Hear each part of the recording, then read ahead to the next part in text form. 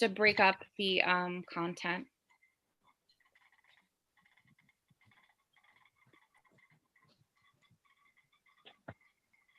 Good morning, all. Good morning. Good morning. Good morning. Good morning. Break up Morning. the content. Good morning.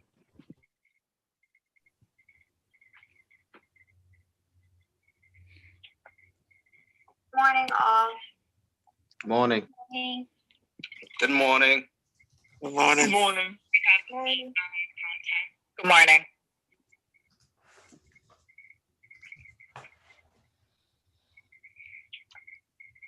Morning, all. Morning. Morning. Good morning. Good morning. Good morning. Good morning.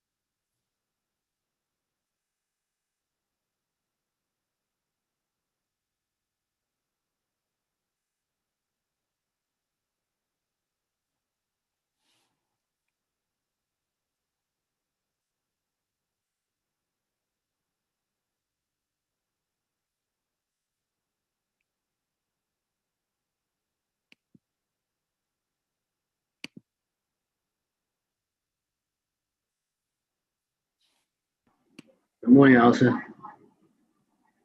Good morning, Victor. How are you, dear?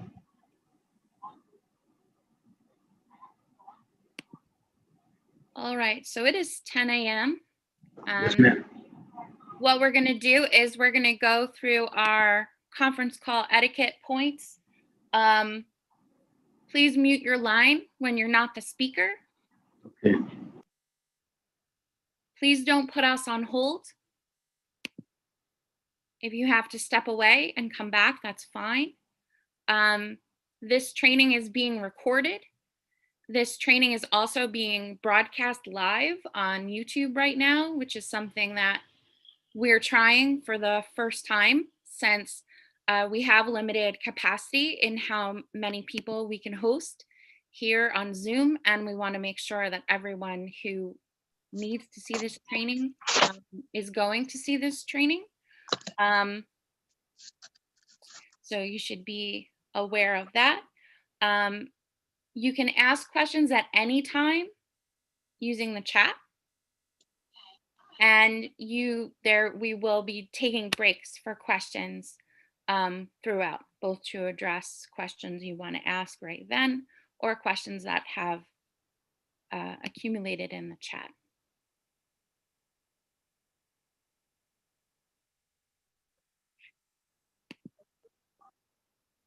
So I am going to pass the torch over to Craig Wong, our CoC co-chair. All right. I'm going to make sure that I'm not muted. Thank you guys all for taking the time out to be with us. We are very excited about not only today's training. Oh, no. It's it's a very difficult time for many of us, but I think one of the good things that we can look at the last year at is the fact that I think we found a way to do trainings where we can reach more people, and not only reach more people, but be able to preserve the content for future reference. So as the trainings we've done before, I think Allison might have mentioned, this training will be recorded and you guys can go and review it at a later date. So we're very excited about what we're doing with training. We really want to give folks the support to do the good job, continue to do the good job that you all are doing. As you all know, the chat is very important. It's a very important tool in what we do.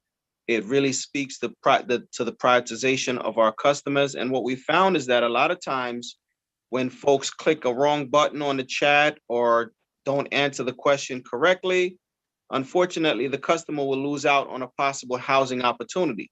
So that's why today's training is so important. Again, if you don't get everything, please, please, please ask questions. No question is silly. We want your questions because your questions not only will help you, but it will help us to be able to develop the training a little differently next time, or make sure that we're addressing all the points that need to be addressed. So please ask questions, and please feel free at a later time to go back and review the training when we post it. So with that said, I'll pass it back to Allison, but we appreciate everybody in attendance. And again, very, very, very important information that we will be reviewing today. All right, so thank you. Okay. So we're going to break this presentation down into segments so that you're not just subjected to a wall of recorded content. And as I mentioned before, and for the benefit of the people who are just entering, this session is being recorded and this session is being live streamed on our YouTube channel. It will be available afterward on our YouTube channel. And the thing that's brand new, we're becoming more and more official in our CoC, is Daniel Gore, our HMIS administrator, has created a learning website for us. It's called Talent LMS. And following this training, you will be becoming certified in proficiency of doing a chat. And that is something that you can take and you can give to your supervisors, and we will know that you have, so we know that you have the knowledge that you need in order to use this tool correctly. And if you don't have that knowledge, we know that we need to get it to you and help you out with it. We know that everyone learns differently, and this is going to be, you know, a written test on the computer, a little quiz to go through the points, the major points of doing a chat. So if you do find that you are, you know, you have a history of learning difficulties or you're having difficulty with it, please contact me and we'll find a way to make it work for you. And so we'll give you the link at the end so that you have to stay here for this whole training. However, when you go to the link, you'll be able to just do the quiz real quick, have your certification in hand at the end of it. If you delay on that, you are going to have to watch the recorded content again in order to get to the question. So I highly recommend you take care of that today. We're not going to go all the way until 12 o'clock, so you should have adequate time in order to be able to handle that today. So without further ado, we'll start the first section. In between each section, we'll take a moment for questions. And you can, if you're the kind of person who forgets what your question is going to be by the time the break comes, you can write them in the chat and we'll address them at that time. If you're a person who doesn't like public speaking, you can write your questions in the chat. Hopefully we've given you some options on how you want to handle it.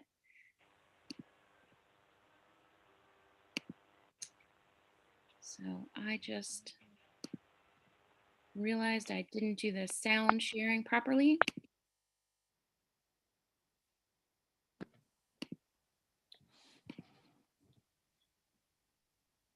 All right, so this is going to go for about, 10, 15 minutes, and then we're going to pause.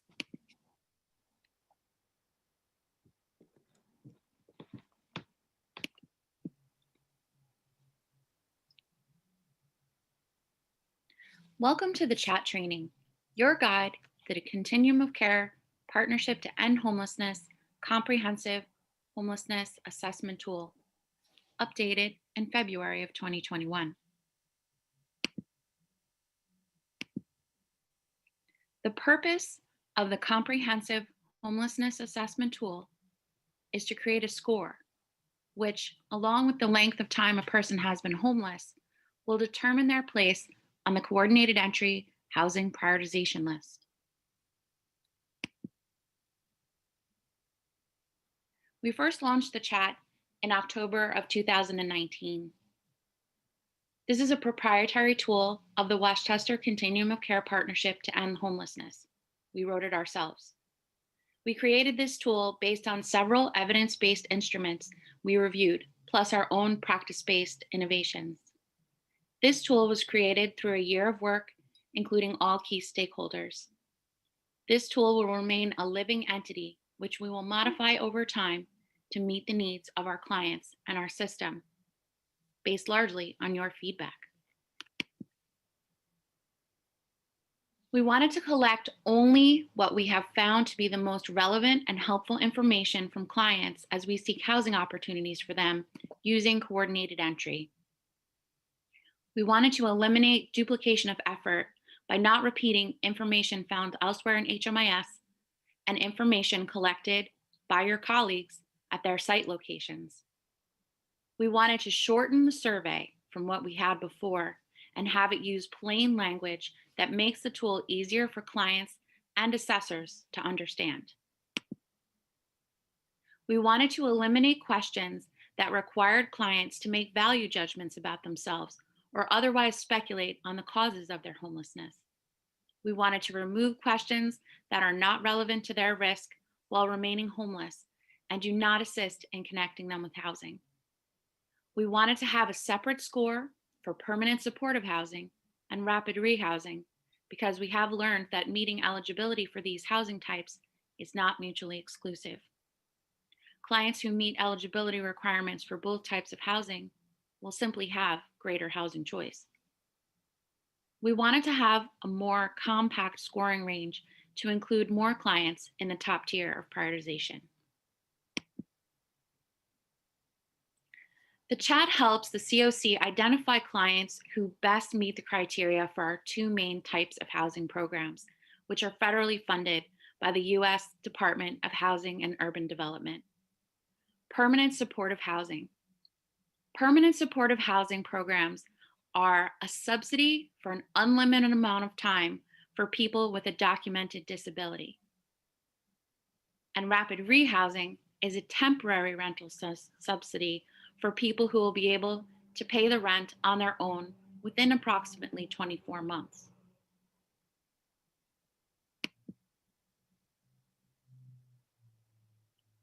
You may recall that our previous tool was called a HAT, which was the homeless assessment tool. We had a single score as an indicator for both types of housing. In our minds, it sort of went along on a continuum or a spectrum. So if your score wasn't very high, we didn't consider your need to be as serious. And therefore, if you scored less than an 8, you could be a candidate for rapid rehousing. And if you scored more than an 8, then you could be a candidate for permanent supportive housing. And we use this as a jumping off point to look at one type of housing before we looked at the other, and created kind of a binary system for one or the other. What we came to understand was that clients needed 2 different scores for these 2 housing types, because although a person may be qualified for permanent supportive housing, they might not feel it best meets their needs. And although a person may be qualified for rapid rehousing on paper, we might find that their needs are different based on their self-reporting and their own capabilities or life experience. With a permanent supportive housing score from the chat, the scores are fixed on a spectrum from 1 to 8. 0 is the lowest score if you don't fill it out at all, and 8 is the highest score that you can have for permanent supportive housing. Right now, the way things stand with our housing inventory, we're looking at people who have scored greater than a 5 in our top tier of the prioritization list. And they must also, at this point for most housing programs, have at least 12 months homeless to land in this top tier and be compared against one another for prioritization for housing opportunities. With rapid rehousing, there's no top end of the score. So we use an algorithm and it's based off of income that a person has had in the past or presently has from either work or other benefits. And so there's no top end. So you can see a client with a rapid rehousing score in the high tens or in the hundreds. So if you're seeing a rapid rehousing score of 8, that's not a high score for rapid rehousing. Things to know before using the tool. The chat is not a self-administered survey. At no point should a client be handed a form and asked to fill it out in order to complete the survey. All clients will complete the first 8 questions of the survey to determine their potential eligibility for permanent supportive housing. Only clients with sufficient income or work history will be required to answer the rapid rehousing specific questions. We'll talk more about that later, because just when you finish the first 8 questions doesn't mean the job is done. Roughly half the fields in the survey automatically fill in from elsewhere in HMIS. They're part of the coordinated entry enrollment, and it pulls them into the chat and makes a score. There are a lot of questions about when to do a chat. In the olden times, in previous tools, we did them much more frequently. We did them whenever a person checked into a new shelter. We don't do that anymore. Please stop doing that. I'm telling you right now, don't do extra work. And don't upset clients by asking them the same questions over and over. You want to complete a chat when the client is initially enrolled in coordinated entry and every year thereafter. That chat has an expiration date and it is 1 year after it was first filled out. It needs to be updated. You should also update the chat if there are changes in the person's life, because these life changes can change their chat score and change their eligibility and prioritization for housing. Examples: if a person has more hospitalizations, their chat score for permanent supportive housing will be higher. If a person has a diagnosis of a disabling condition that they didn't have before, that changes their eligibility for permanent supportive housing. If they have a change in family composition, people leave, people come in, people break up, people take on children from family members. A lot of things and scenarios happen that change the number and types of people who are in a family. And also, very importantly, change of income or employment status. If the client didn't meet the criteria for the rapid rehousing questions when you first did the chat, that doesn't mean that chat is done and closed forever. If the client gets a new job, loses a job, gets new benefits, loses benefits, these things have to be updated within the chat so that we are assessing the client where they are now in their experience of homelessness and what is available to them now. If a person is housed and becomes homeless again, you're going to have to re-enroll them in coordinated entry and they're going to need a new chat because guess what? It's a new episode of homelessness. So we need a new chat. And whenever information is revealed or becomes available after the initial assessment, being really honest, not all of our clients are inclined to share about themselves when we first sit down to talk to them, or maybe they are more inclined to talk to a coworker or a colleague than they are to ourselves. That's fine. We just have to make sure that the chat always reflects all that we know about the client at the time.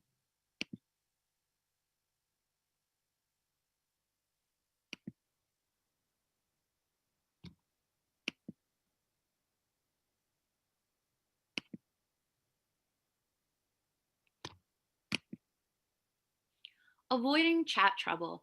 I've recapped some of the common pitfalls of doing chats here for you. So you want to enter the chat directly into the HMIS interface. You want to check the boxes, fill in the fields. There's no such thing as a paper chat. I know that there are times where it's easier to fill in information on paper. That's great, but you need to take that paper and it needs to be data entered into HMIS. Otherwise, the labor and the time that you and the client have spent to complete that paper chat is wasted, because there's no way for anyone looking at HMIS to know that that's what's in that uploaded document, because it will not populate automatically in and create a score. So you need to enter it in. Complete all fields completely. Complete all fields completely. Fill it out as best you can. If there's information as you move through either the coordinated entry workflow or the chat workflow, if there's information you do not have or do not know, it is time to put on your Sherlock Holmes hat and find it out and return to finish or update the chat. It needs to be current and it needs to be right. The most common example of where this happens is you didn't think or you didn't know that the client had income or employment during the initial enrollment, but then later you find out that they do. You have to go back and put that into the chat because that changes their availability for housing. One of the most common calls and emails I get is, my client has a job and I want them to be referred for rapid rehousing, but it doesn't show in HMIS. It doesn't show in HMIS because it wasn't updated. It wasn't input. We can't know what you know until you tell us. So be sure to always keep things updated. And related to that, only update the chat when necessary. Do not drive yourselves and clients crazy with constantly updating the chat. It was just in HMIS today. I saw one person at a shelter did a chat with a client on October 5th, 2020. The next line, another person at the same shelter did a chat with a client on October 6th, 2020. Don't do that. It's annoying to the clients. It causes them to not be accurate reporters, and it's creating double work. So if the client has a current coordinated entry enrollment and the chat is less than a year old and it reflects the client's current status, you're good to go. Here are some best practices. Consider your approach. Everything in our field of work is moving toward being trauma informed. When you're talking to someone about the questions or information around their homelessness, recognize that this person is in the midst of an active trauma.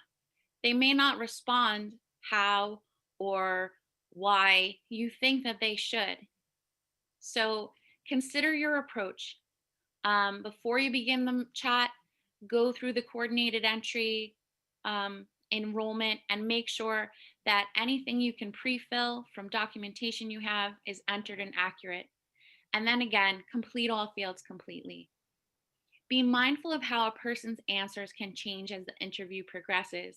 Hopefully you can create a level of comfort where the person is more forthcoming and willing to share. The opposite can also be true. The person can lose their ability to focus on what it is you're asking them, and you may need to continue at another time. You as the interviewer are really important. What you're bringing to the table is very important. And doing a chat with a client is the one time we're really asking for subjective information, where we're asking about their experience. And the client's comfort in relating their experience to you, a lot of that is up to you. So you want to make sure you are giving people as much privacy as you can possibly provide. Don't talk about people's business in common areas. or on a crowded sidewalk, especially if the client indicates to you that they would rather keep themselves to themselves. Make sure you're doing basic things like sitting at eye level with them. Oftentimes conducting interviews in the early part of the day or after mealtime helps people be more focused and present on what it is you're trying to share with them and do for them.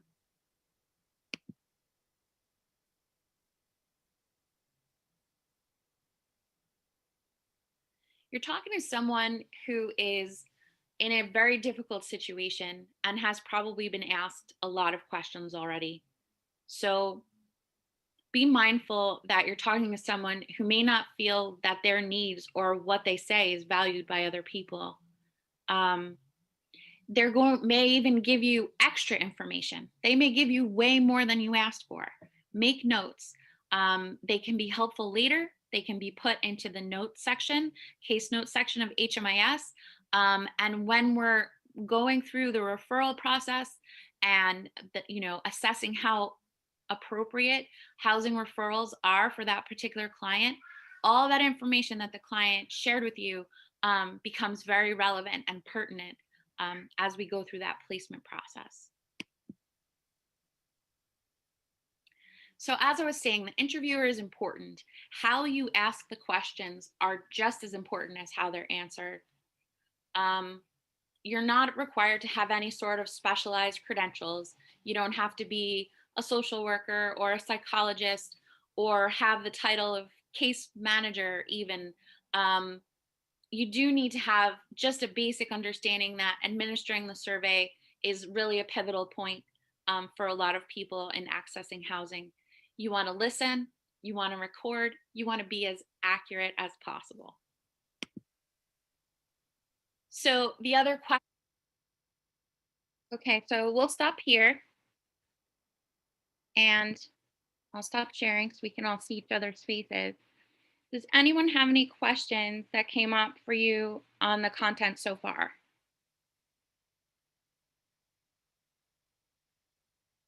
Have you all been lulled into a morning nap?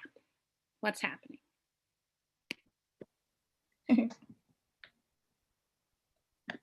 I guess everyone really understands this section. Everybody's good? Thumbs up? High five? Cool. Just making sure everyone's awake. All right, then next we're going to get into the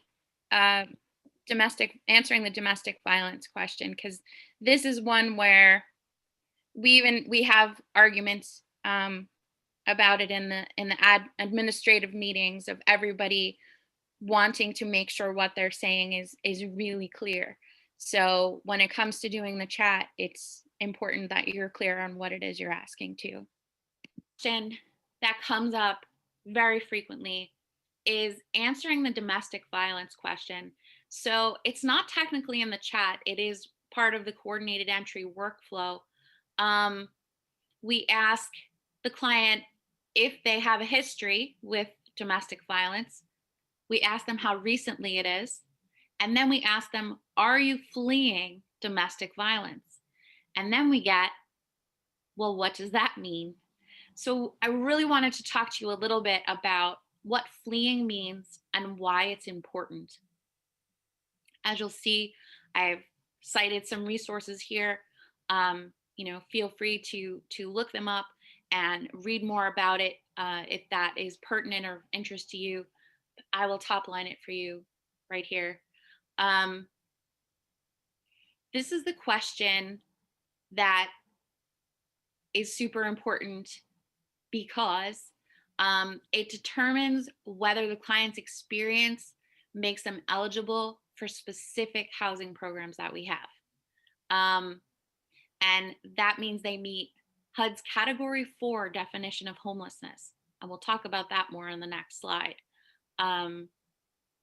Fleeing means someone did something to them that made them feel unsafe enough to leave their last living situation and be with you in the shelter or on the street.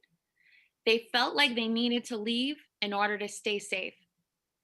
someone asked them or made them do something that caused them to feel unsafe or in possible danger if they continued to stay where they were residing. And they felt too unsafe to return to the home that they left. They may also be worried about the safety of children or dependents or even pets. So the Category 4 definition of homelessness, this is part of the Hearth Act. And this is where the Hearth Act meets the VAWA Act, which is the Violence Against Women Act. So the Hearth Act now, has to sync up with VAWA and address whether the person is experiencing the 4 crimes that fall under domestic violence. So that includes domestic violence, sexual assault, dating violence, stalking, or human trafficking. So when we're saying the words domestic violence, we're really using shorthand for domestic violence, sexual assault, dating violence, stalking, or human trafficking. It can be any of those criteria. To be eligible for HUD-funded housing assistance under Category 4, a survivor must meet all of the below criteria.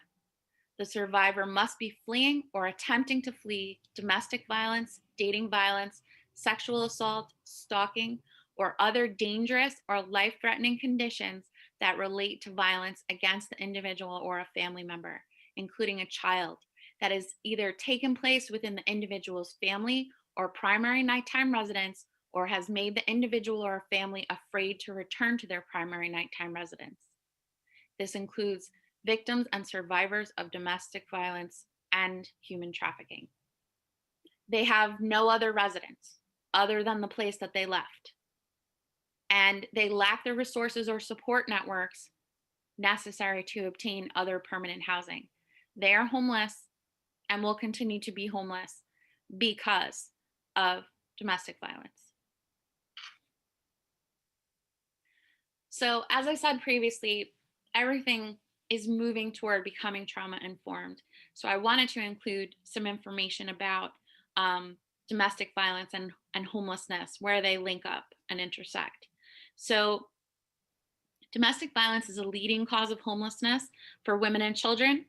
80% of women with children experiencing homelessness have also experienced domestic violence at some point in their history.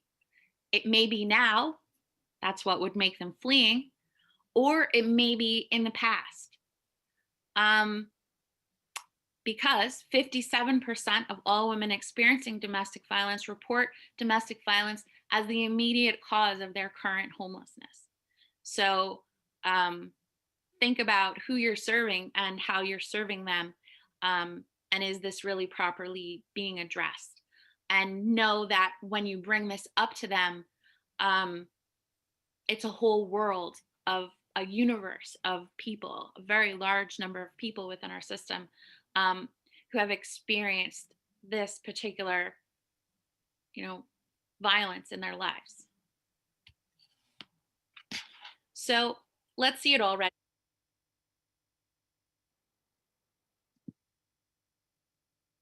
Okay, does anyone have any questions about what fleeing domestic violence means, or how you're going to answer the domestic violence question when you're doing the intake next time?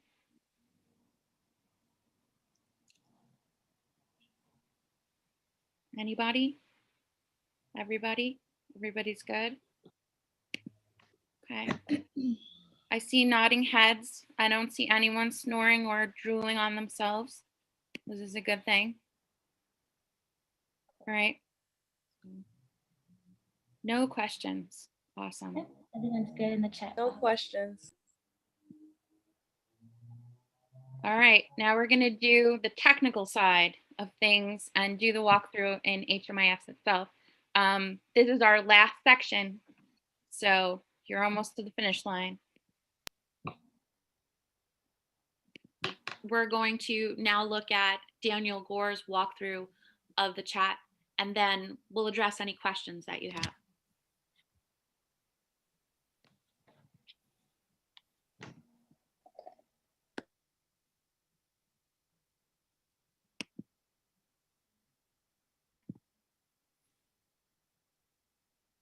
you some of the more technical aspects of the chat here in HMIS and explain what you're seeing. So as it says at the top, the information that you provide here will be used to determine permanent supportive housing and rapid rehousing scores as possible, two possible interventions for this client.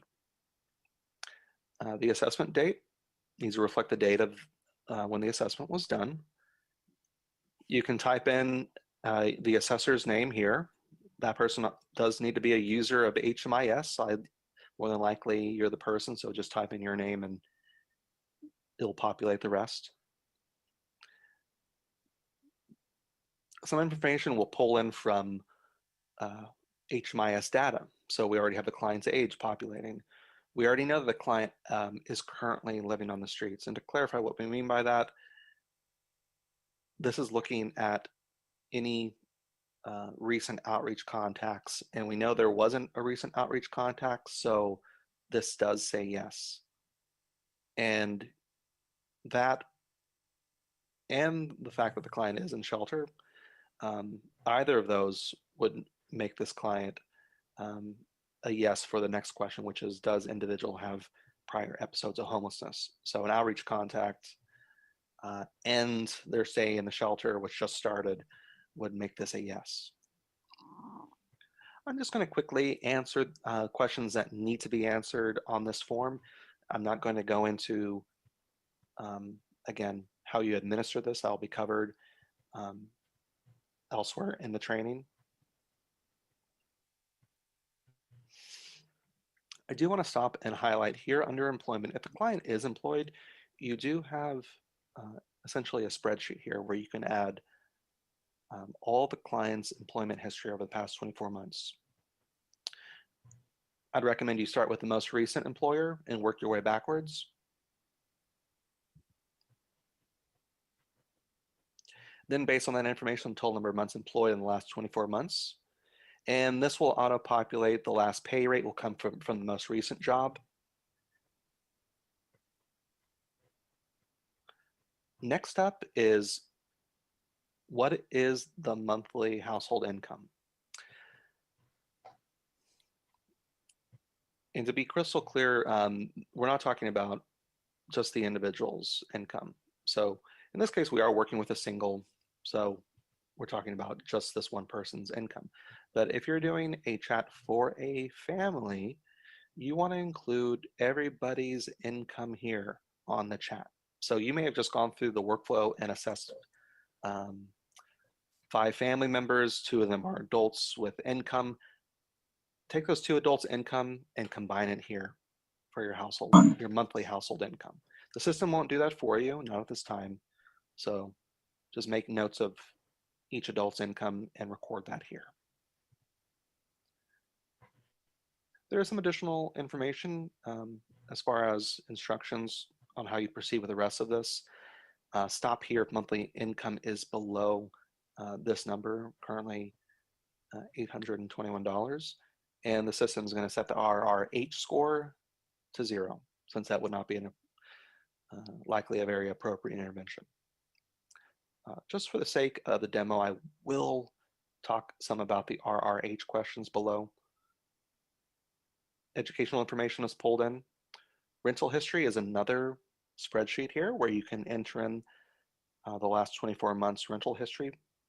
I recommend you start with the most recent residence and work your way backwards. And then total up the number of months housed based on the above. And I'll go ahead and skip over the rest of these because no matter how I answer these questions, the RRH score will be set to 0 based on the previous information. At this point, you see there are 2 scores now being generated, a 5 for PSH, a 0 for RRH. You have an opportunity here to include any notes that you would like or comments that you would like, knowing that this is an assessment that might be seen by other assessors, that might be seen by DSS, when, the coordinated entry lead in this case, and anyone working on the coordinated entry housing work group. So just keep that in mind. Feel free to include any information you feel was not included here or information that you think others should know. And at that point, click on Save. And there are 2 more steps to Daniel mentioned that elsewhere in the training, you would see the non-technical side of changing things about the chat or entering the chat. So welcome to elsewhere in the training. Here we are back in the profile of our friend Buddy Guy. And the way that you're going to update or enter a new chat for a client is going through their existing coordinated entry enrollment, if they have one. If not, one will need to be created in order to add a chat.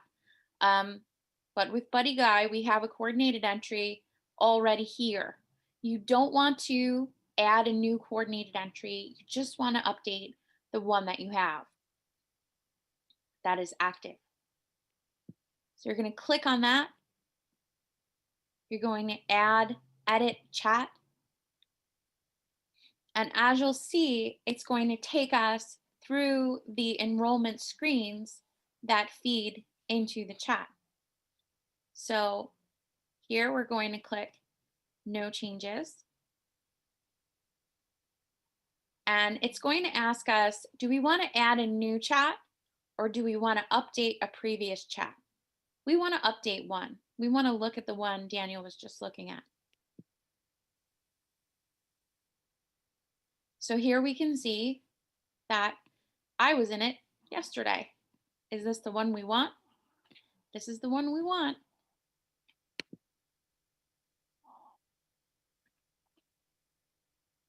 So we want to keep things about, all we want to do is change the chat responses. So we definitely want to use the default of client's last assessment here. And the default of their last insurance status. So as we can see, they are covered by health insurance and the answer to is yes for Medicaid. So we want to hit save. And now we see their barriers, save. This is also an opportunity to update any of this if it is needed. And we want to close that. So here we are at the domestic violence question that we were talking about earlier. So we want to know firstly, does the client have any domestic violence experience at any point in time? Any domestic violence, anything that they identify as abuse in a relationship, stalking, human trafficking, any of these different things that can happen to a person that fall under the domestic violence experience umbrella. So if we respond yes, it asks us when that currently happened or when the experience occurred, I should say. So we can put 3 to 6 months ago. Is the client currently fleeing? So what we're asking them is this person's current cause of homelessness a domestic violence incident? And we're going to put yes, so that we can see what that looks like in the chat.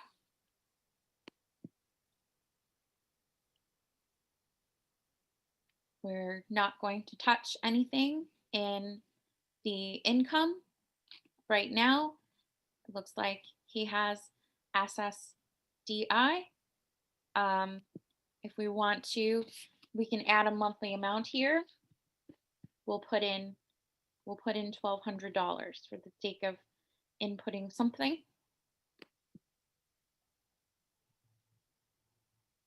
Okay, now here you are updating the chat. You want to put your name as the assessor because you're the person creating the update. I am limited as to how I can identify myself. So right now my organization is the YWCA of Yonkers because I'm in the sandbox and not in my usual login. And then we see the questions that are auto-populated from the data that was entered at the time of the coordinated entry enrollment. They're not clickable and you can't change them. You would have to go back out into the coordinated entry enrollment to change them. So how many times have you been to the emergency room in the past 12 months? We can put 4. How many times have you been hospitalized as an inpatient in the last 12 months? We'll put 2. Have you been the victim of a violent attack since you became homeless? All of these are factors in someone's score. Have you threatened or tried to harm yourself or someone else since you became homeless? We'll say yes. Are you currently fleeing domestic violence? Yes, this is going to impact the person's score. Does anyone force or trick you to do things that you don't want to do? This is a net of a question where we are capturing things that we would call human trafficking or other types of victimization that a client may not identify in those terms. So we'll say that our friend buddy guy says, yes, at the beginning of every month, this person wants my SSI benefits. And if I don't give them, then I can't be safe. So we'll say, yes. Does the person have 2 or more disabilities? No, they have the 1 disability of COPD. Have you been incarcerated in the past 2 years? We'll say no to that one, just for now, random. In the past year, how often have you interacted with police because you witnessed a crime, you were the victim of a crime, you were suspected of a crime, or the police told you that you must move along? Regardless of a person's reason for interacting with law enforcement, having interactions with law enforcement, whether you're in an area that's being heavily policed or you yourself are the subject of investigation, increases your likelihood that you are at risk while you are homeless. Perhaps you are in a high crime area, or perhaps you have a history of making choices that are considered criminal activity. So frequently, sometimes, or never. So we will put frequently. We will, in our minds, have it that Mr. Guy is frequently asked to move away from shop fronts or standing on the corner, as he's apt to do, and they frequently ask him to please move along. So now we get into the part of the rapid rehousing section of the chat. So are you currently employed? Yes, no, or refused. For the sake of looking at this, we will say yes. And then down here, regardless of whether they say yes or no to current employment, we can record their employment that they had over the last 24 months. That will help them be eligible for rapid rehousing. So regardless of what the answer to current is, you can still get their history, because if they're currently unemployed, but they worked at Costco, you know, for the past 2 years. So let's say they lost their job in August of 2020.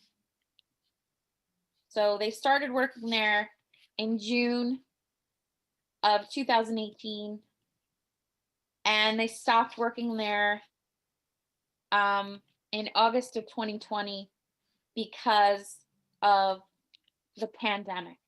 That's how you would show that. The reason for leaving, let's say that they couldn't stay because of COVID risk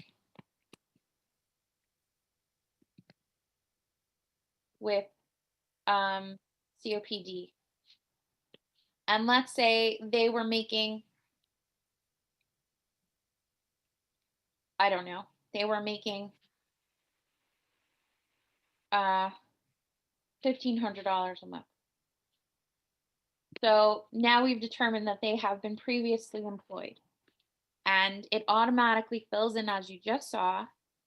So the number of months employed over the last 24 months is going to be, now I've made myself do math. So June, today's date is the 12th of February. So from February 12th or February 13th of 2019 until now, how many months did they have? So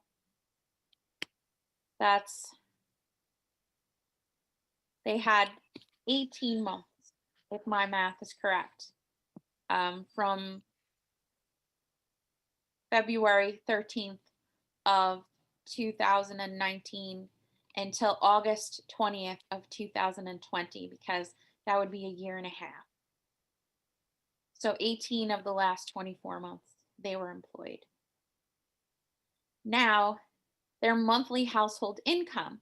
If the income is above $821, which is 50% of the cost of a one-bedroom apartment, FMR this year, then a rapid rehousing score will be generated based on this income that they had in the past 2 years.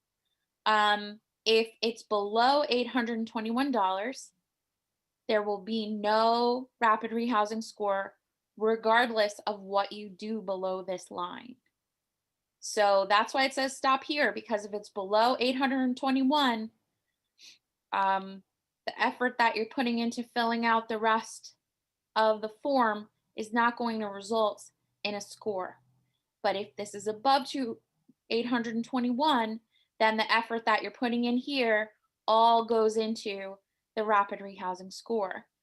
So you want to talk about where do they have a rental apartment over the last 24 months? What we're looking for here is how long were they able to maintain their apartment? Why did they leave it? And what was the average rent that they were able to pay consistently over that time? So we want to leased and owned by, we could put self. Start date. Let's pretend that they were living in this residence over the last 24 months. So they were there from February of 2016.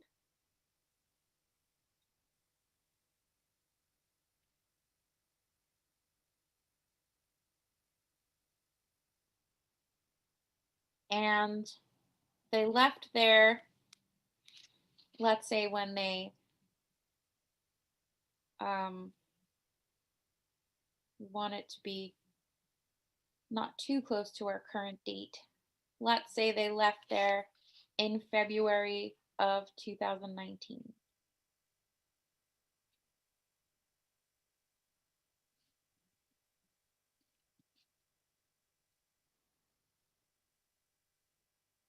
So they were there for 3 years. So of the last 24 months, they were housed for 0, because that's how I set it up. Ay. Why do I make my life hard? I don't know. Okay, so let's pretend that they were housed there until 2020. So 2019 would be 24 months ago. So 2020 means they had 12 months out of the last 24 they were housed. And their reason for leaving, they living with family and there was a fight. So this could be their domestic violence situation. Average monthly contribution by client, let's say that the client was paying $600 a month on their rent. How much do you owe for debts every month? Let's say that the client owes about $200 toward credit cards and arrears and loans and things like that. And how frequently were you late in paying your bills in the last 24 months? And we're going to say he was never late. He was a very diligent and conscientious person. And then we ask, do you have a criminal history that includes drug offenses, arson, other felonies, or requires you to register as a sex offender? We bunched these all together because we didn't want to isolate any one of them and give the client just the ability to say yes, regardless of what the nature of the offense was. Because any of these coming up on a background check when we put them in front of a landlord is going to be a barrier, some of them more than others. So let's say yes. No, back in his young and wild days, he had a a minor drug offense that's going to come up on his record, but he thinks that he can, explain it to a landlord that it was a long time ago and he's not involved in things like that anymore. So you can see his rapid rehousing score is a 16. So when you are in the mindset of the permanent housing score that can go from 0 to 8, 16 seems really high, but you have to think about it that your rapid rehousing score is from 0 to infinity. So a 16 is not that high. He's may not be the top scoring person on the list, but he's in the running on the list. He's going to be included in the prioritization. And when 16 is the highest score on the list, then he'll be the person who's referred. So you want to hit save.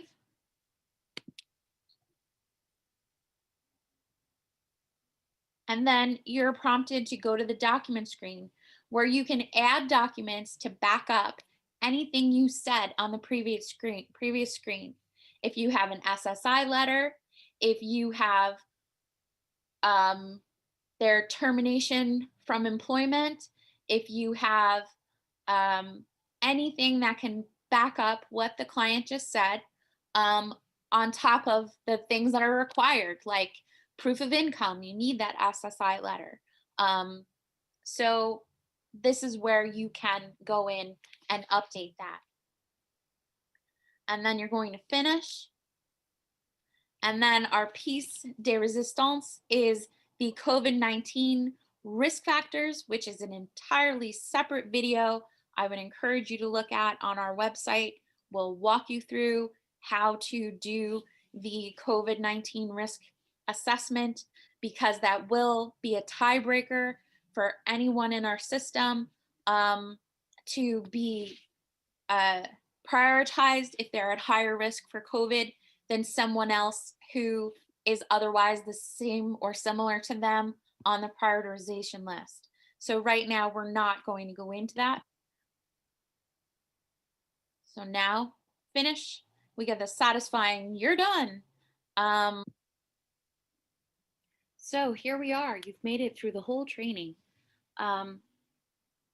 and I'm ready for your questions, how we can respond to them. So just so you know, we have some contact information for you here. If you have questions regarding the chat and particular to this chat training, I'm Allison McSpedden, and my email address is amcspedden@programdesign.com. Your coordinated entry assessor is Jo Marie Tarhoon, who's backed up by our CoC co-chair, Craig Wong.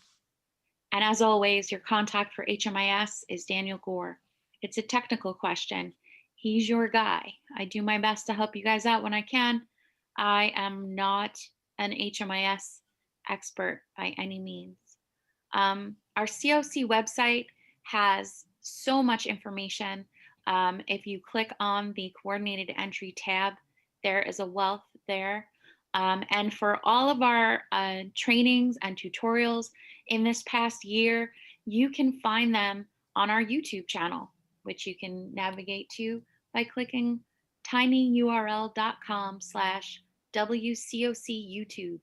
And it will take you right there. You can see everything that we have posted, including but not limited to watching this training again because you enjoyed it so much, and seeing the deeper HMIS look that Daniel took to do the entire coordinated entry enrollment process as it exists. So we posted that back on October 28th, and I would highly recommend it.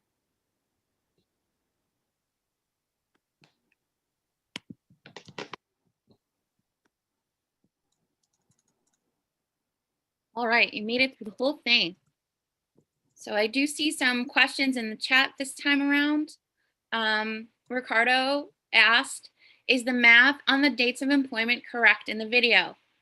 I was very awkward about it, but I did come to the correct conclusion, which hopefully humanizes this whole experience for you, because I don't think any of us is perfect. I mean, if you're perfect, please email me. I want to know who you are. I haven't met you yet in my life. But yes, I arrived at the correct mathematics on that one. I did make another mistake. And when you go to get certified, you'll be asked what that mistake is. So you can see what I did there. All right, our next question is from Milder. Is the police contact information added only if the person has a current or history of domestic violence? No. Interactions with law enforcement it's a universal question for everyone. It's not specific to people who have experienced or are experiencing domestic violence. It's for every single person experiencing homelessness in our system. Normisha asked, hi, I just wanted to confirm that the dates for employment, housing, etc. reflects from the assessment date, correct?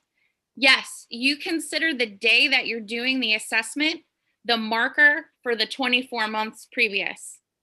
So you're totally in the present, in the moment on that, and that will be your mark for getting it right.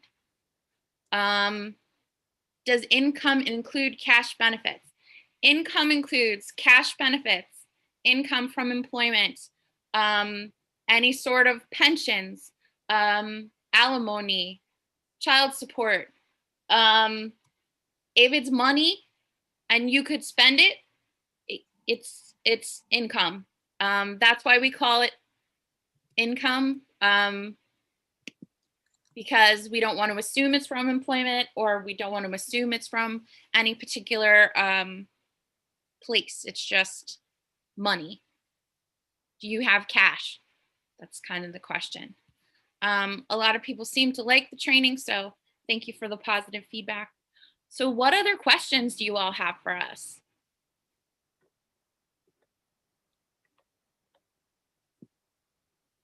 Allison, I had one quick question. It's Vanessa. Sure. Some of the candidates that I've been getting from SCOA, okay, I've been noticing are not on the prioritization list for permanent supported housing. Sometimes they are, sometimes they're not. So I was just curious to know if they're all kind of under one umbrella, they're all supposed to be chronic, they're all supposed to have a disability. What is sort of the reason why those individuals may not be on the prioritization list, but yet I'm getting them for a wrap bed through SPOA? Okay, so not all SPOA programs are under the CoC. Programs have to meet certain requirements. They have to be federally funded by HUD. If they're funded by OMH or other state program or local dollars, they don't necessarily have to come through the CoC.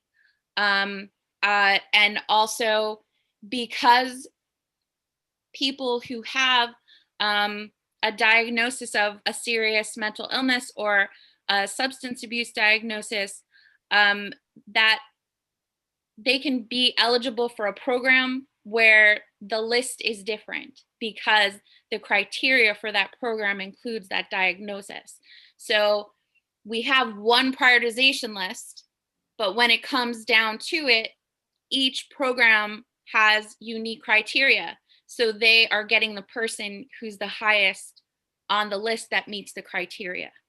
So you may not see the person who's number one on the prioritization list in your name in your inbox for an opening you have for your program because that person doesn't meet the requirements for your program. So SPOA, sometimes we get into people who have less than 12 months of homelessness. Anything for veterans, we don't have, a wait for them to have access because we have more spots than we have homeless veterans. It really depends on our capacity numbers, like how many open numbers do we have in a program and who meets that criteria. So hopefully that answers your question. Thank you. Yeah. Okay, Sharice McKenzie asked, if a client is facing domestic violence and not fleeing, where do they stand in receiving any subsidies on the scale? So you're saying this is a client who's in a domestic violence situation but does not want to leave? Yes. If a client does not want to leave their situation, they have their own free will to remain in their situation.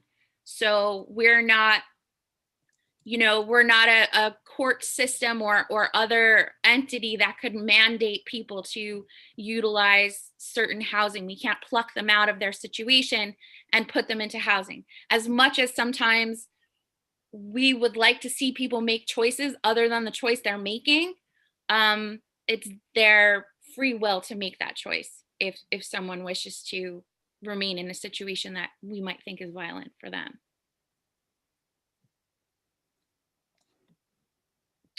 Okay, when entering financial information in a chat, should assessors enter the entire household's income? Yes. Thank you, Treese. And Daniel talked about this. When you're filling in the chat for the head of household, you want to put all the money that's coming into that household into that chat so that they have a rapid rehousing score if possible. If you have a family of 3 and there's 2 adults and a child, and one of those adults is employed and one of those adults gets SSI and the kid's also getting SSI, that's all 3 incomes should be added together and put into the chat. And I just wanted to add, Allison, thank you for whoever asked that question. Some months ago, we did a whole push to see what individuals were eligible for rapid rehousing. And we found that we were not capturing the amount of people we should have because that information was not being entered correctly. So yes, the whole income of that family should be entered because again, by answering the questions correctly, we can get these folks eligible for the various subsidies that we have. So, but thank you for bringing that point up. Okay, Ricardo said, from my question earlier about employment dates, I'm not seeing how 6/18 to 8/2020 equals 1.5 years. Okay, you're only counting the last 24 months. And the last 24 months was from February of 2019 to February of 2021. So you're not counting time prior to February of 2019. And that's how you get a year and a half. Hopefully. And Lawrence says, not all clients are upfront about their income. We know. We're only as good as the information that we have, any of us at any time. And that's why we're able to edit and update chats, because maybe they don't tell you about their income, but maybe they tell Mike about it, and he can go, oh yeah, they definitely get SSI. I have their letter in a file. And, then you can update that with what you then know.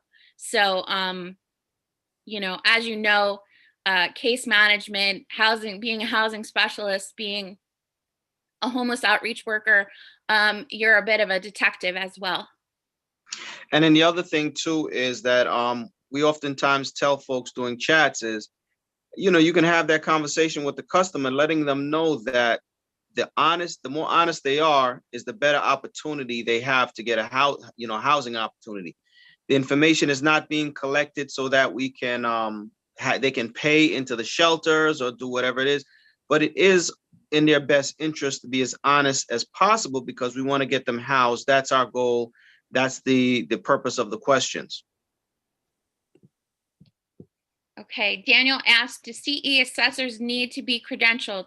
CE assessors don't need to be credentialed in terms of having letters after your name. You don't need to have a PhD or an MSW.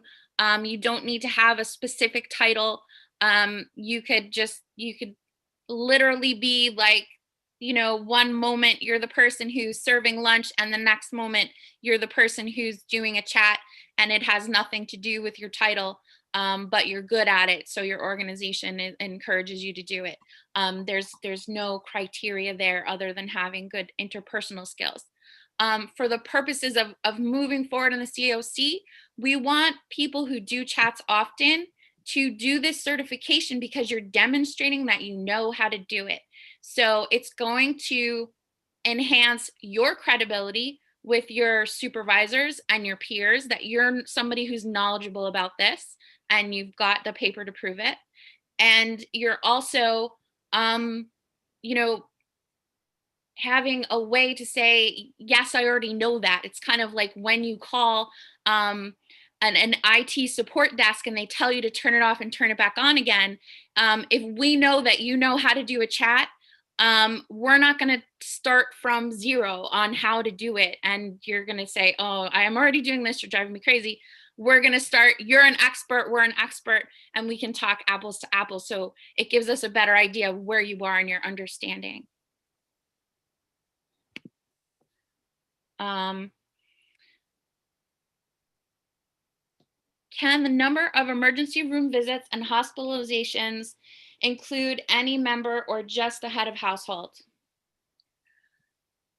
I have not been asked this before, and I have to find out and get back to you, because my understanding is not clear. It's not clear. Because if you're going to put in, if the person who's the head of the household is not the person who goes to the emergency room frequently, they're still experiencing the impacts of that frequent hospitalization. So if we're going to count the employment of everyone in the households and the funds of everyone in the household, I think we're going to have to look at counting the other impacts of everyone in the household. So I'm on your side that I think that should be the case, but I will find out if that is actually the case and let you know. And then I wanted to confirm one more thing. Outreach workers like myself, if I have a client that's not an HMIS, I can conduct a chat, correct? You're going to do an entire HMIS enrollment, and you're going to enroll them in coordinated entry and do the chat. Yes. But it's not just the chat. You have to do those other 2 steps as well to get them, you know, moving toward housing. If a client is not in HMIS, they don't have any access to housing. If a client is not in HMIS and enrolled in coordinated entry, they don't have access to housing. So they need to have those 2 things in order to be on the prioritization list. Yeah, how about any other questions?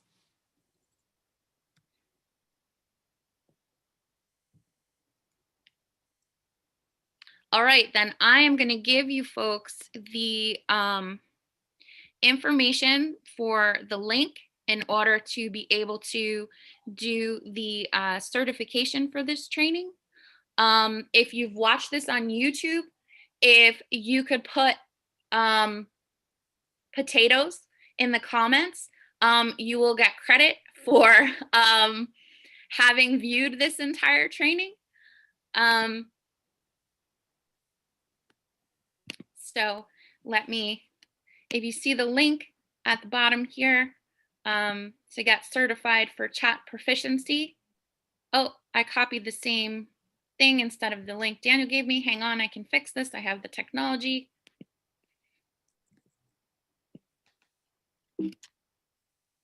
Oh, there we go. Here it is. It's westchester-coc.talentlms.com. Daniel, did you want to give any sort of a plug or an overview of Talent LMS? Can you repeat that? I'm sorry. Can you repeat that again? Yeah, I'm putting it in the chat and I will repeat it. It's westchester-coc.talentlms.com. And Trace will email this to everybody, everybody who's attended as well. Right, Trace?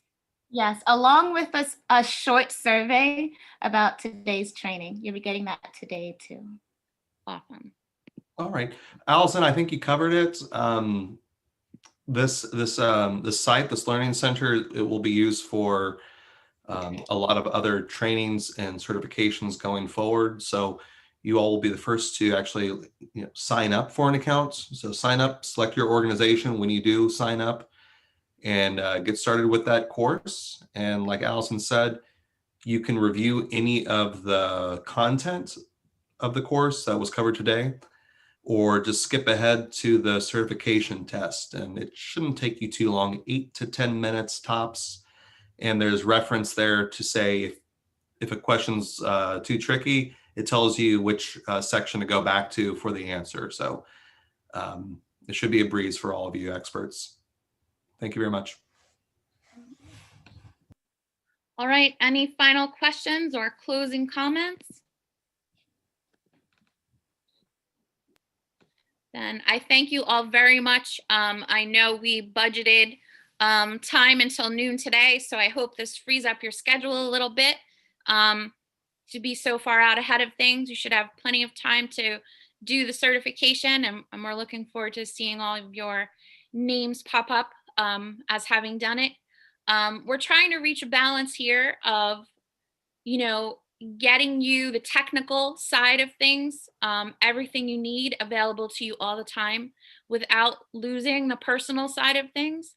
So please know that you can reach out to us at any time, and we're going to continue doing trainings where you can participate and bring your questions and speak about what's relevant to you on the topic.